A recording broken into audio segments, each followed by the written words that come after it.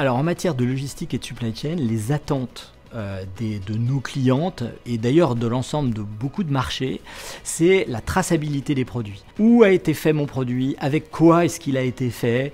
J'ai des attentes sur la naturalité de mon produit. Je veux plus de produits chimiques, je veux des produits qui sont bons pour ma peau, bons pour la planète. La transition écologique pour la supply chain, c'est 2 niveaux.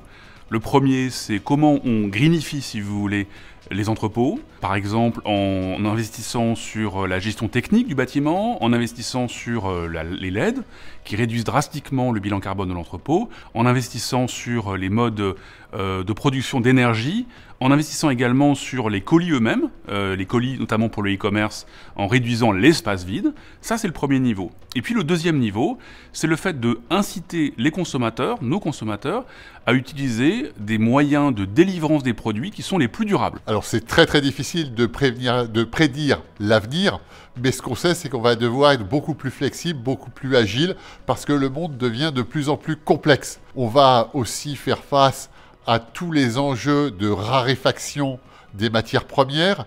L'évolution, je pense, demain, c'est d'être capable de proposer des modes de livraison qui soient vraiment adaptés aux attentes du client. Est-ce que je vais vous livrer à domicile? Est-ce que je vais vous faire du click and collect? Et ça nous permet aussi d'optimiser nos stocks, d'optimiser la disponibilité de nos stocks. Les enjeux à venir de la supply chain, je ne suis pas sûr qu'on puisse complètement les séparer de ce qui existe déjà aujourd'hui. On vit dans un monde qui est totalement incertain et volatile.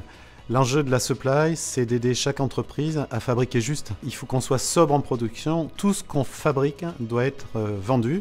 Or, le monde est totalement incertain et imprévisible. C'est ça l'enjeu de la supply. C'est réduire l'incertitude. Donc, il est urgent d'agir.